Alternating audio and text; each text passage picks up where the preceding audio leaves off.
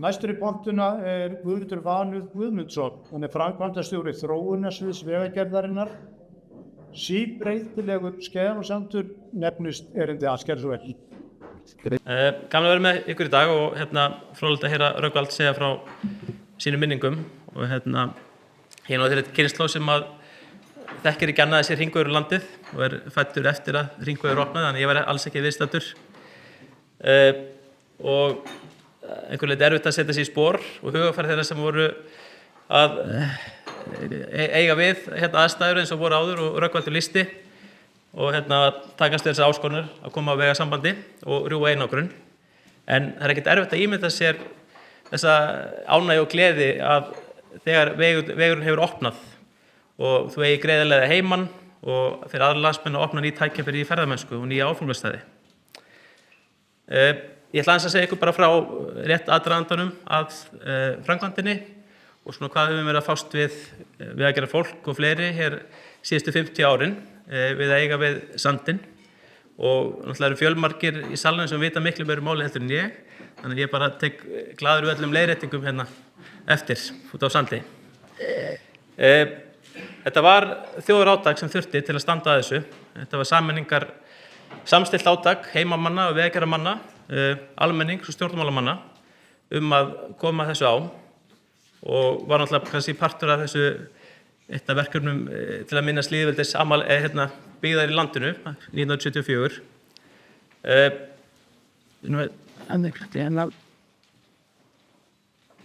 Reynir á tæknilabinu.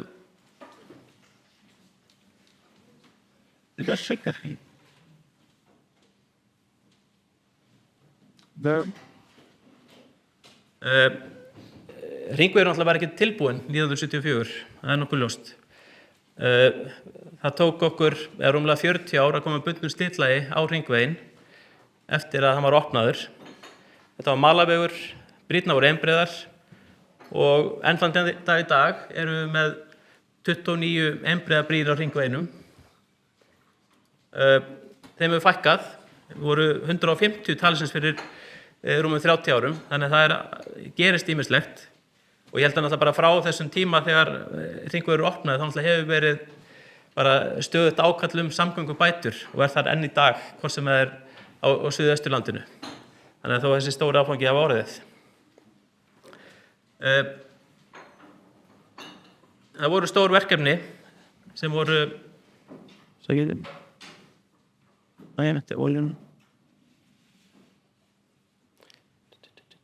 Það voru stór verkefni sem voru þessi áfangar. Stórfljótin á Suðausturlandi, Jökulsárlóni opnaði 1952, Botnafjarðarfljót 1961, Jökulsá á Breiðamerkursandi var faratálmi, farið að vera á Pramma 63, Rögnvaldur, og Nýbrú þar opnaði 1967. Og ég í þess að ég sé að þylja upp forsendur og af hverju með stóða hlutum eins og voru á þessum tíma. Þá benti mér ágætni maður á viðtal sem var og sjónvarpsbrot þess að voru 3 menn, Helgi Hallgrímsson, Árni Pálsson og Sigurður Jóhannsson, sem lýstu þá svolítið, voru við vígslu við Jökulsá á Breiðamerkursandi hvernig möguleg næstu skref yrðu. Þú sjá hvort að hljóðið virki. Þegar þessi nýja brú er komin hlýtur svo spurning að vakna hvenær fært verði milli Núpsstaðar og Skaftafells og þar með hringinn í kringum landið. Og mér langar til að spyrja þessa 3 menn að því: Árna Pálsson, yfirverkfræðing hjá Vegagerð ríkisins, Sigurð Jóhannsson, vegamálastjóra og Helga Hallgrímsson, deildarverkfræðing. Áður en að nokkrar ákvarðanir eru teknar það hvort að hægt er að ráðast í að gera brýr og sérstaklega hve langar þær þurfa að vera, þá þarf lengri reynslu sem að þyrfti að sjá til dæmis næstu 2 hlaupum eða eitthvað þess að það virði. Vandinn ekki sjálfur sér átnar eins og þær eru í dag daglega, heldur þess og Árni tók fram. Það eru hlaupin sem við þekkjum eiginlega vitum of lítið en þá. Það er aðeins 1 hlaup sem hefur verið athugað svolítið og það var 1965 og Helgi getur nú betur sagt frá því hann hafði nú umsjónina með þeim athugunum. Myndi einhverja brýr hafa staðist þetta hlaup sem kom núna síðast? Það er nú erfitt að svara því hvað myndi hafa staðist en það er ástæða til að hafa það var trú á því að miða við þetta hlaup sem eins og það hagaði sér, þá sé tæknilega hægt að brúa þarna. Hvort myndi verða æskilegra að hafa brýrnar ofarlega eða hafa þær neðar á sandinu þar sem þær dreifa meira úr sér? Vandinn er nú sennilega sá að leggja þær þannig að maður fái minnst og gróst ekki ísjakana niður á brýrnar. Já. En hins vegar ef við förum langt niður á sandinn, þar sem er nokkuð öruggur fyrir jöklunum, þá þarf geysilega langa garða. Já. Svo einhver staðar þarna þarf að finna það rétta bil. Já, þetta var fróðlegt. Þetta svolítið kjarnirt á 90 sekúndum að það var svona búin að ná kjarnin svolítið þetta sem við erum að eiga við og erum að eiga heilu málþingi og getum haft marga fyrirlestra og spurning hvort við höfum hitta á þetta rétta bil og þetta er náttúrulega sem við erum alltaf að reyna við hjá Vegagerðinni og annars staðar. Bara rétt svona aðdragandinn, þannig að 67 þá opnar brúin í Jökulsá og eins og Rökkvöldin nefndi þá samþykkt þingsályktun með undirbúning. Skeiðarárhlaup svo 1970, Hattareiðislán til fjármögnunar 71 og endanlega ákvörðun að fara ráðast í verkið á þeim áætlunum sem grundvallar var í febrúar 72 og upphaf framkvæmda hefst svo í apríl. Það var lagt í ítarlega rannsóknir. Sigurður Þórarinsson, jarðfræðingur, skrifaði flott rit sem kallast Vötnin stríð, sem rekur sögu Skeiðarárhlaupa á Grímsvatnagosa aldirnar. Hattareiðislánið, það sem var, hvað var það, 1000 krónur og sem var notað til að fjármagna fyrir framkvæmdina. Framkvæmdin var bara rúm 2 ár, Vegagerðin hófst við Klaustur og Öræfum í apríl 72, framkvæmdin á Skeiðarársandi sjálfum 72 og fyrirhluta brúar lokið í nóvember 73, veturinn notaður í brúargerðina og hringvegur opnast svo 14. júlí 74. Síðan á brúin kannski ekki alveg verið tilbúin, það eftir að mála svolítið þarna, þannig ég veit ekki hvað það tók langs og hvort það var til 75 eða lengur sem að menn voru ennþá í að ganga fram til að varna görðum og málingu og þess aftar. Yfirlitið var tókin upp úr hvort það var 61 km af nýjum hringvegi sem var partur af þessari framkvæmda áætlun, endurbætur vegu upp á 7 km, hliðavegir 4, 17 km af varnargörðum og rúmið 2 km af brúm. Og ef maður heimfærið þetta í dag, ef maður grófa kostnaðaráætlunir, þá geti þetta verið kannski 20 til 25 milljarðar. Það eru nú verið sambærilega framkvæmd en með klæddum vegi og tvíbreiðum brúm. Það er stærðargráðan af þessu. Kostnaðaráætlanir Vegagerðarinnar, það nú þekktar fyrir að standast vel. Akkur er það hlægja þessu? Upphaflega var frumáætlun upp á 500 milljónir og endanlegu kostnaður var skráður 850 sem var þá að tekna til verðlagsbreytinga, var innan þá áætlana. Til samanburðar þá var vegaáætlun á þessum tíma kringum 1000 til 1100 milljónir til nýrra vega. Þannig að þetta var kannski fjórðungur af fjárveitingum hvers árs sem var hér á Skeiðarársandi. Og ég held í dag ætlum við sem ekki á sambærilegum eins og framkvæmd sem í Hornafirði í dag, ætlum við ekki á pari við þetta, 30% af heildar framkvæmdamagni í nýbyggingum í ár. Ef við förum aðeins í jökulhlaupin, alltaf saga jökulhlaupa, löng þarna og það eru stóru áskorunarnar. Haustið 96 þá byrjaði að gjósa í Grímsvötnum, hvort það var í lok september eða byrjun október, gaus í 2-3 vikur, en þannig að það býr til bræðsluvatn undir jöklinum, þannig að það var lengi beðið eftir hlaupi og svo loks í byrjun nóvember, 15. nóvember, þá braust vatnið, gosið löngu hætt, þá braust vatn undir jökli og með þeim afleiðingum að brúin á Gígju, hún hvarf í sandinn og skemmdir yrðu. Þannig að þessi brú á Gígjukvísl, 376 metrar löng, hún hvarf bara í sandinn, hluti af Skeiðará, ein eining eins og Rökkvalli listi, hún fór 3 undirstöðu brúarinnar, 6 km hringvegi hurfu og 6 km skemmdust, en 20 km stóðu eftir óskemmdir og 7 km af varnargörðum hefðu skemmst. ég las einhverju heimild þarna hvort það verið kringum 1000 milljarður sem var tjónið metið á þeim tímapunkti. Brúna Gígjukvísl, eins og segir ísjakarnir, það var það sem að tók þá brú niður. Talin að farið niður við rennsli upp á 7-8 rúmmetra á sekundu.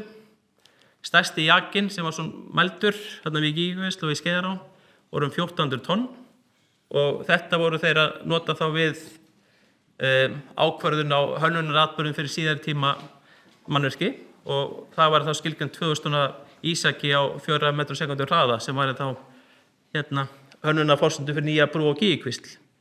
Og við setjum þetta í samhengi við önnur hlaup, þarna voru við Markarfljóti, Gosi Eyjafjallajökli, þá er lítið jökulhlaup og hámarksrennsli 3000 rúmmetrar á sekundu. Jarðhitavirkni í Mýrdalsjökli, Múlakvísl 2011, það er sambærileg stærð 3000 rúmmetrar á sekundu. Skaftarhlaup 2015, stærsta skaftarhlaup frá því að þau hófust var í kringum 3000. En Gjálpargosi 96, að þá er þetta hámarksrennsli metið á öllum jöklunum 40-50 rúmmetrar á sekundu. Þannig að það er af annarri stærðargráðu heldur en þessi hlaup sem við erum að tala í dag. Og ef við horfum fyrir hlaupið í Skálum fyrir nokkrum vikum síðan, það var í kringum 1000 rúmmetrar á sekundu á móti Múlakvíslinni í kringum 3000. Endurbygging mannvirkjanna, hún náttúrulega fór strax af stað og gekk vel. Það tók 22 daga að koma á vegasambandi, byggð 160 metra löng Bráðabærabrú, Skeiðarárbrú lagfærð og 10 km af vegum sem voru byggðir eða vegslóðum. Og þetta var þá brúanflokka vegagerðarinnar sem stóð þessu og svo einhverju verktakar við vegagerð einnig. Fjölmargir sem komið að. Á þessum forsendum var þá hönnunarforsendum fyrir brú á Gígjukvísl 1997, nýja brú. Þá voru þau skilgreind að endur komið tíma atburða, það væri 24 stór hlaup á öld sem var völdum eldvirkni. Hins vegar hefur verið breytingar á jöklinum og jaðrinum, minni framburður og það var þá skilgreind valinn staður á brúnni þar sem þessi sumarfarvegur væri og lengdin miða þá að hún þoli smærri hlaup án þess að vegur rofni en þoli stórt hlaup án skaða alltaf 30.000 rúmmetrum og með árin frá hönnunar ísjaka. Þannig að verið að beita nútíma aðferðum sem að við öryggi burðarverki og öryggi brúa, má segja, sem hefur stuðstu síðan í fleiri verkefnum. Hérna sjá breytingar á farvegum frá 84 að þessi stóra sem við gerst á Skeiðarársandinum er að Skeiðará er ekki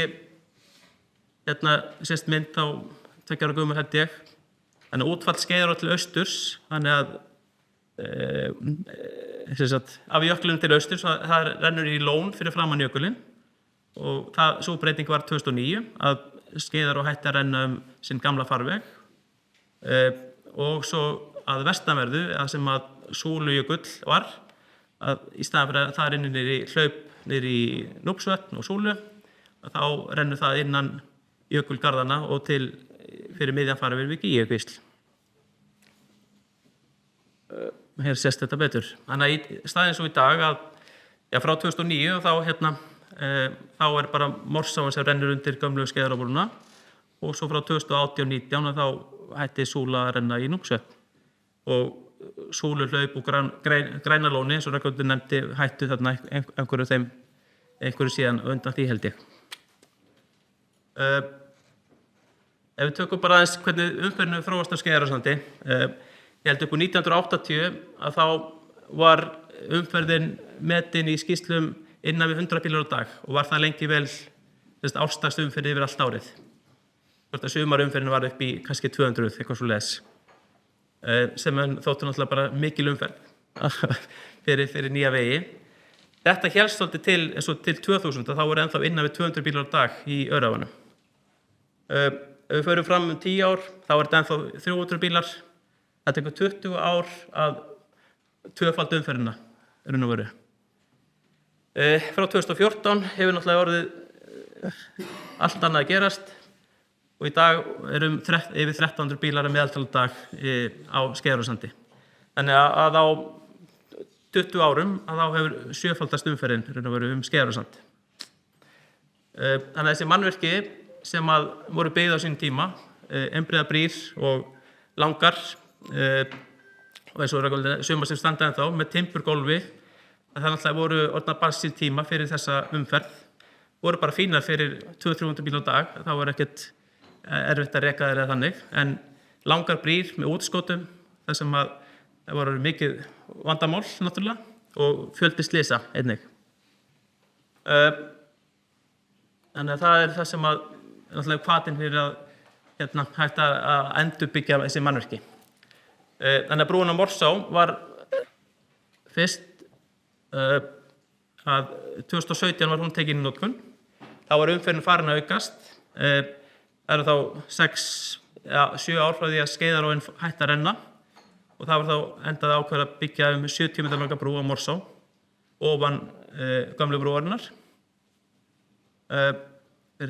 Brúin á Gígkvísl, hún var endurbyggð 98 í kjölfar hlaupsins 96 og var þá hugsuð til að geta tekið við framtíðar vatnsmagni. Sjá gæjast bita úr gömlu brúnni í farveginum fyrir neðan sem koma reglulega upp. Brúin Núpsvötn var svo 2023, eða fór í framkvæmd 2021 og opnuð 2023 þar sem var byggð 130 metra löng brú á Núpsvötn sem kom í stað þessara einbreiðu brúar með útskotum. Það myndi á Gígkvísl frá því í maí 2015. En eins og þeir voru að minnast á áðan, þeir þremenningar, þá náttúrulega þessi rannsóknir og undirbúningur, það verður að taka saman forsendur Grímsvötnarhlaupa á sínum tíma og ég held bara stöðugt frá þessum tíma þegar Jökulhlaupið 96 og til dagsins í dag hafa menn verið að rannsaka Háskóla Íslands, Veðurstofan og fleiri verið að fylgjast með bæði jöklabreitingum, farvegabreytingum í samstarfi við Vegagerðina. Það var frekar stórt hlaup 2021, um 4.000 rúmmetrar á sekúndu, flóttoppur, sem fór þá allur í farveg Gígju, ekkert í farveg Skeiðarár. Það var svona fyrsta skipt sem reyndi kannski almennilega á hvort að það myndi eitthvað breytast og færast í annan farveg. Það eru breytingar á hegðun hlaupana, það er ekki bara hægt að horfa til fortíðar, heldur erum við bara að horfa á veruleikana sem er í dag. Það eru komin stór lón fyrir framan jökulinn sem getur tekið við miklu vatni og því hegðun hlaupana önnur en var áður. Aðstæður í Grímsvötnum hafa líka breyst frá 96, það voru mjög stórt eldgos þar. Frá þeim tíma hafa líka verið fleiri gos sem hefur alltaf áhrif á hversu, og jarðhitakerfin líka, hvernig Grímsvötnin geyma vatn raun og veru og hversu mikið rúmmál þau geta geymt og eins er alltaf möguleiki að það rennir líka til norðurs. Þannig að nýjustu upplýsingar okkar er þá að það er ekki líklegt að þetta flóð frá 96 að það komist í farveg Skeiðarár, en auðvitað er þessar ísjakar og ísstíflur sem geta orðið á leiðinni, það eru óvissur í því. Hérna eina mynd þetta er frá því 2 ára gömul held ég, þannig að hermun, þannig að sést bláa ferillin er þá vatnið undan jöklinum sem kemur allt austan og austasta parti Skeiðarárjökuls, að þetta er sambærileg stærð af flóði og var 96, kringum 40.000 rúmmetrar á sekúndu, að það rúmast allt innan garðana og í þessu lóni sem er þarna fyrir innan. En auðvitað er þessi óvissa hvernig jökullinn brotnar upp, stíflar farvegi og annað slíkt sem getur haft áhrif á, en þetta er það sem kemur út úr hermunum. Til hægri á myndinni, vinstri hjá ykkur er þá Gígkvíslabrúin, að það fer þá allt þar niður, þessi 40.000 rúmmetrar, og er þá 10-15 metrar vatnsdýpi í brúnni, flæðir yfir veg, og þetta er það sem við erum að eiga við. Gígkvíslinn í dag, að breytingar á vatnsmagni hefur áhrif á farveginn, hann hefur lækkað 6-8 metra frá því brúin var byggð. Vatnsborðið í dag, cirka 3 metrum neðan við sökkulinn, og þetta erum við náttúrulega að vinna með að verja söklabrúarinnar og með rófvörnum og fleira. Og eins og ég segja, það var ólíklegt að ísjakar nái niður en þó ekki útilokað. Línuritarna sýnir hvernig við erum að fylgjast með. Það byrjar 2009 og þegar Skeiðarárið færist alveg yfir, þá er nokkur hröð þróun á meðal rennsli, lækkar 3-4 metra á næstu árum, en það verður hægt á þróunni á lækkun farvegsins en er þó ekki komin til enda. Bara svona eina góða brúarmynd hérna. Það sjáum við stöplarnir nærmynd. Þetta er stórt mannverki að ég held að sökklarnir séu 3 metrar á hæð, allir sé ekki 15 metrar upp á brúargólu eitthvað svoleiðis. Þannig að þetta maðurinn verður lítill þarna í þessu samhengi. Þannig að við þessa 40 rúmmetra atburð þá vatnsdýp upp á 10 til 15 metra sem gert ráð fyrir sem fer þarna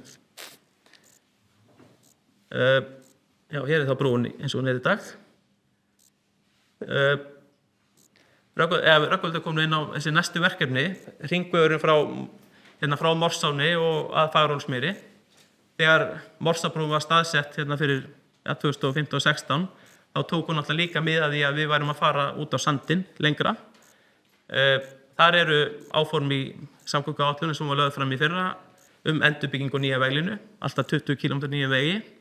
Það eru 4 einbreiðar brýr sem allar eru eldri stálbitabrýr með timbugólfi og þetta þá allavega getur verið 5 km stytting á hringvegi. Þannig að þetta mörguleyti svipað og svo í Hornafirði þar sem við erum að taka styttingu og leggja af einbreiðar brýr. Ég held að þetta verði eitt af næstu verkefnum okkar. Mjög mikilvægt.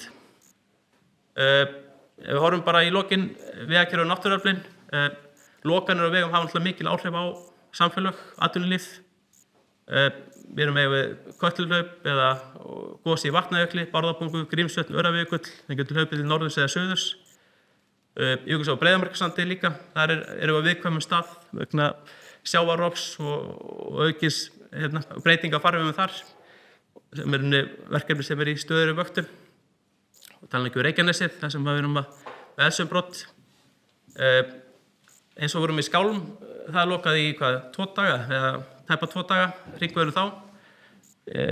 Þegar Múlakvíslinn fór 2011, þá tók það 7 daga að koma vegasambandi. Steinavötnum 2017 var það 7 daga líka, eða það flæddi á mýrunum. Þannig að þetta allt hefur áhrif á samfélag og atvinnulíf, en ég held að bara þessi, eins og við hugsaum Kötluhlaup, þegar það eru 100 ár síðan þau komu. Það eru 8 gos í Kötlu frá 1600 sem þá á 60-70 ára fresti að meðaltali. Og ég held að fyrir okkur sem samfélag sé áhugavert hvenær við getum farið að byggja upp aftur. Ég held að þessi öðru svona Skeiðarsandi, að þessi gos frá 1600 eru frá 12 dögum upp í 4 mánuði sem gosið tekur. Jökulhlaupin að koma eftir 1 til 20 daga og hvernig getum við farið að vinna út á sandi leið og það að gjósa. Ég held að það verði stóra áskorun fyrir okkur öll, að hvernig við tæklum það allt saman. En þetta hefur mikil áhrif á samfélagið og því mikilvægt að huga að eiga til hjáleiðir og sterkt vegakerfi.